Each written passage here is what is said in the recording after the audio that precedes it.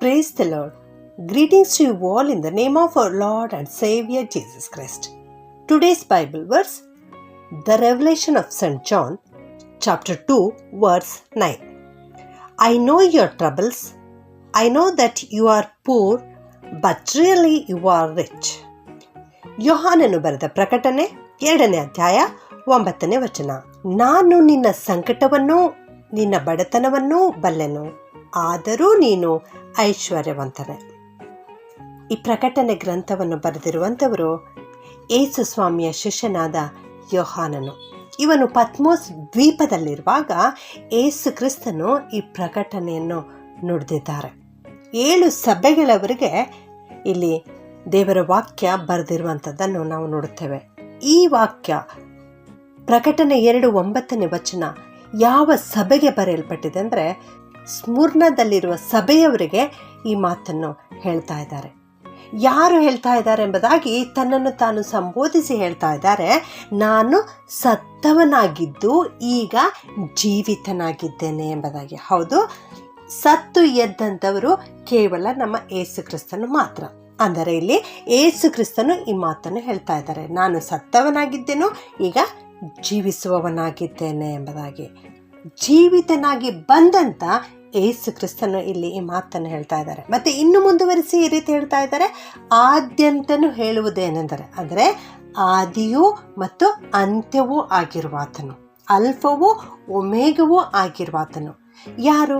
ನಮ್ಮ ಯೇಸು ಕ್ರಿಸ್ತನೇ. ಆದಿಯೂ ಮತ್ತು ಅಂತ್ಯವೂ ಆಗಿರುವ ನಮ್ಮ ಯೇಸು ಕ್ರಿಸ್ತನು ಈ ಮಾತನ್ನು ಇಲ್ಲಿ ಹೇಳ್ತಾ ಇದ್ದಾರೆ. ಏನೆಂದರೆ, ನಾನು ನಿನ್ನ ಸಂಕಟವನ್ನೂ ಬಲ್ಲೆನು ಮತ್ತು ನಿನ್ನ ಬಡತನವನ್ನೂ ಬಲ್ಲೆನು ಎಂಬುದಾಗಿ. ಹಾಗೆ ಮುಂದುವರಿಸಿ ಇನ್ನೊಂದು ವಿಷಯವನ್ನು ಹೇಳ್ತಾ ಇದ್ದಾರೆ, ನಿನ್ನ ವಿಷಯವಾಗಿ ದೂಷಿಸುವುದನ್ನೂ ಬಲ್ಲೆನು ಎಂಬುದಾಗಿ. ಈ 3 ವಿಷಯಗಳ ಕುರಿತು ನಮ್ಮ ದೇವರು ಇವತ್ತು ನಮಗೆ ಮಾತನಾಡ್ತಾ ಇದ್ದಾರೆ. ಅಂದು ಆ ಸ್ಮುರ್ನ ಸಭೆಯವರಿಗೆ ಬರೆದಾಗ್ಯೂ ಕೂಡ ಈ ವಾಕ್ಯ ಇವತ್ತು ದೇವರಾತ್ಮನು ನಮಗೆ ತಿಳಿಸ್ತಾ ಇದ್ದಾರೆ.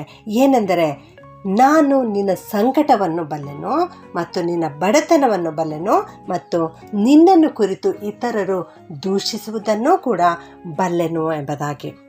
ಹೌದು, ಇಲ್ಲಿ ನೀನು ಬಡವನಾಗಿದ್ದೇನೆ, ನನ್ನ ಕೈಯಲ್ಲಿ ಹಣವಿಲ್ಲ, ನನ್ನ ಮಕ್ಕಳಿಗೆ ಒಳ್ಳೆಯ ವಿದ್ಯಾಭ್ಯಾಸ ಕೊಡಿಸಲಿಕ್ಕೆ ನನಗೆ ಹಣವಿಲ್ಲ, ನನ್ನ ಮಕ್ಕಳ ಮದುವೆ ಮಾಡಿಸಲಿಕ್ಕೆ ನನಗೆ ಹಣವಿಲ್ಲ, ನನ್ನ ಕುಟುಂಬವನ್ನು ನಡೆಸಿಕೊಂಡು ಹೋಗಲಿಕ್ಕೆ ನನಗೆ ಹಣವಿಲ್ಲ, ನನ್ನಲ್ಲಿ ಉದ್ಯೋಗವಿಲ್ಲ ಎಂಬುದಾಗಿ ನೀನು ಇವತ್ತು ಬಳಲುತ್ತಾ ಇರಬಹುದು. ಆದರೆ ದೇವರು ನಿನ್ನನ್ನು ನೋಡ್ತಾ ಇದ್ದಾರೆ. ಅದಕ್ಕಾಗಿಯೇ ನಿನ್ನನ್ನು ಕುರಿತು ಹೇಳ್ತಾ ಇದ್ದಾರೆ, ನಿನ್ನ ಬಡತನವನ್ನು ಬಲ್ಲೆನು ಎಂಬುದಾಗಿ. 2ನೇದಾಗಿ ನಿನ್ನ ಸಂಕಟವನ್ನು ಬಲ್ಲೆನು. ನೀನು ಕಷ್ಟಪಡುತ್ತಿರುವುದು, ನೀನು ಅನಾರೋಗ್ಯದಲ್ಲಿರುವುದು, ನಿನ್ನ ಉದ್ಯೋಗದಲ್ಲಿ ನಿನಗೆ ಕಷ್ಟವಾಗುತ್ತಿರುವುದು, ಈ ಎಲ್ಲ ಕಷ್ಟಗಳು ದೇವರು ಬಲ್ಲಾತನಾಗಿದ್ದಾನೆ ಪ್ರಿಯರೇ. ಮತ್ತು ಮುಂದುವರಿಸಿ, ನಿನ್ನ ವಿಷಯವಾಗಿ ದೂಷಿಸುವುದನ್ನು ಕೂಡ ಬಲ್ಲೆನು. ಯಾರಪ್ಪ ಈ ರೀತಿ ದೂಷಿಸ್ತಾ ಇದ್ದಾರೆ ಅಂದರೆ, ಇಲ್ಲಿ ತಮ್ಮನ್ನು ಯಹೂದ್ಯರೆಂದು ಹೇಳಿಕೊಳ್ಳುವವರು. ಅಂದರೆ ಯಹೂದ್ಯರೆಂದರೆ ಇಲ್ಲಿ ಯೇಸು ಕ್ರಿಸ್ತನು ಇವರನ್ನು ಯಹೂದ್ಯರೆಂಬುದಾಗಿ ಪರಿಗಣಿಸ್ತಾ ಇಲ್ಲ. ಯಾಕೆಂದರೆ ಈ ಯಹೂದ್ಯರು ಯೇಸು ಕ್ರಿಸ್ತನನ್ನು ಅಂಗೀಕಾರ ಮಾಡಿಕೊಳ್ಳಲಿಲ್ಲ, ಯೇಸು ಕ್ರಿಸ್ತನನ್ನು ಸ್ವೀಕರಿಸಿಕೊಂಡಿಲ್ಲ. ಆದ್ದರಿಂದ ದೇವರು ಇವರನ್ನು ನಿಜವಾದ ಯಹೂದ್ಯರಲ್ಲ, ಅವರು ಸೈತಾನನ ಸಮಾಜದವರಾಗಿದ್ದಾರೆ, ಸೈತಾನನಿಗೆ ಸಂಬಂಧಪಟ್ಟವರಾಗಿದ್ದಾರೆ. ಆದುದರಿಂದ ಅವರು ಈ ಹೊತ್ತು ನಿನ್ನನ್ನು ಕುರಿತು ದೂಷಿಸ್ತಾ ಇದ್ದಾರೆ. ನಿನ್ನ ಜನರೇ ನಿನಗೆ ದೂಷಿಸ್ತಾ ಇರ್ಬೋದು, ಆದರೆ ಅವರು ನಿನ್ನ ಜನರಲ್ಲ. ಆದುದರಿಂದ ನಿನಗೆ ಸಂಭವಿಸ್ತಾ ಇರುವಂಥ ಈ ಬಾಧೆಗಳಿಗೆ ನೀನು ಹೆದರಬೇಡ ಎನ್ನುವಂಥ ಮಾತನ್ನು ಇಲ್ಲಿ ದೇವರು ನಮಗೆ ಅಭಯ ವಚನವನ್ನಾಗಿ ಕೊಡ್ತಾ ಇದ್ದಾರೆ ಪ್ರಿಯರೇ. ಆದರೆ ಈ ಎಲ್ಲ ಸಂಕಟಗಳು ನಿನಗುಂಟಾದರೂ ಕೂಡ, ನೀನು ಬಡತನದಲ್ಲಿದ್ದರೂ ಕೂಡ ನೀನು ಐಶ್ವರ್ಯವಂತನೋ ಎಂಬುದಾಗಿ ದೇವರು ಹೇಳ್ತಾ ಇದ್ದಾರೆ. ಆದರೆ ನೀನು ಆಲೋಚನೆ ಮಾಡ್ತಾ ಇದೆಯಾ, ನಾನೆಲ್ಲಿ ಐಶ್ವರ್ಯವಂತನೋ ಎಂಬುದಾಗಿ? ಆದರೆ ನೀನು ಯಾವುದರಲ್ಲಿ ಐಶ್ವರ್ಯವಂತನಾಗಿದ್ದೀಯ ಅನ್ನುವಂಥದ್ದನ್ನು ಯಾಕೋಬ 2:5 ನಾವು ನೋಡ್ತೇವೆ. ನೀವು ನಂಬಿಕೆಯಲ್ಲಿ ಐಶ್ವರ್ಯವಂತರಾಗಿರಬೇಕೆಂದು ನಿಮ್ಮನ್ನು ದೇವರು ನೇಮಿಸಿದ್ದಾರೆ. ಹೌದು, ಇವತ್ತು ನಿನ್ನ ಕೈಯಲ್ಲಿ ಹಣ ಇರಲಿಕ್ಕಿಲ್ಲ, ಆದರೆ ನೀನು ಕರ್ತನ ಮೇಲೆ ನಂಬಿಕೆ ಇಡು. ಒಂದು ದಿನ ದೇವರು ನನಗೆ ಬಹುಮಾನವನ್ನು ಕೊಡ್ತಾರೆ ಎಂಬುದಾಗಿ ನೀನು ಕರ್ತನ ಮೇಲೆ ನಂಬಿಗಸ್ತನಾಗಿದ್ದುಕೊಂಡು ಜೀವಿಸು ಎಂಬುದಾಗಿ ಕರ್ತನು ನಿನ್ನನ್ನು ನೇಮಿಸಿದ್ದಾರೆ ಪ್ರಿಯರೇ.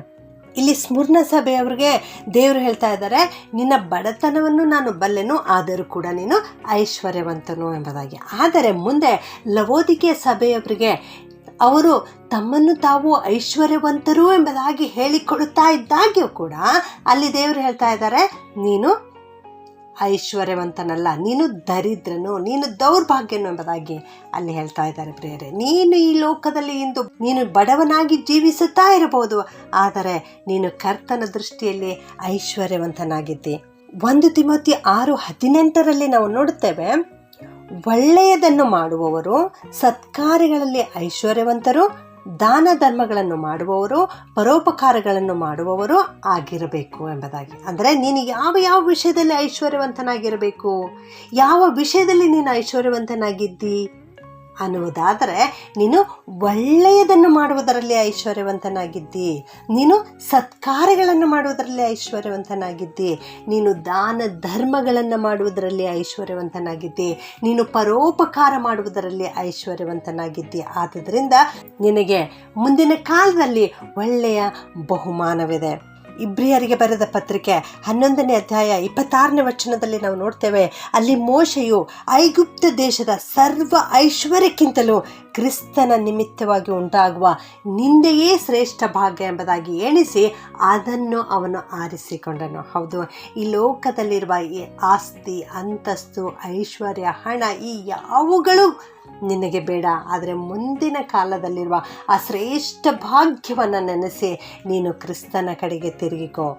ಯಾಕೋಬ 4:6 ಹೇಳ್ತದೆ, ದೇವರು ಅಹಂಕಾರಿಗಳನ್ನು ಎದುರಿಸುತ್ತಾನೆ, ಆದರೆ ದೀನರಿಗಾದರೂ ಕೃಪೆಯನ್ನು ತೋರಿಸುವನು ಎಂಬುದಾಗಿ. ಆದ್ದರಿಂದ ನನ್ನ ಪ್ರಿಯ ದೇವಜನರೇ, ನೀವು ಕ್ರಿಸ್ತನ ಮುಂದೆ ದೀನರಾಗಿ ಬರುವುದಾದರೆ ಕರ್ತನು ಖಂಡಿತವಾಗಿಯೂ ನಿಮ್ಮನ್ನು ಆಶೀರ್ವದಿಸುತ್ತಾರೆ, ನಿಮ್ಮನ್ನು ಐಶ್ವರ್ಯವಂತರನ್ನಾಗಿ ಮಾಡುತ್ತಾರೆ. ನೀನು ಐಶ್ವರ್ಯವಂತನೇ ಸರಿ. ಪ್ರಾರ್ಥನೆ ಮಾಡಿಕೊಳ್ಳೋಣ. ಪರಿಶುದ್ಧನಾದ ನಮ್ಮ ಪರಲೋಕದ ತಂದೆಯೇ, ನಿನಗೆ ಸ್ತೋತ್ರ ಉಂಟಾಗಲಿ ಸ್ವಾಮಿ. ನೀನು ಸತ್ತು ಜೀವಿತನಾಗಿ ಎದ್ದು ಬಂದಂಥ ದೇವರಾಗಿದ್ದೀಯಪ್ಪ, ಅದಕ್ಕಾಗಿ ಸ್ತೋತ್ರ.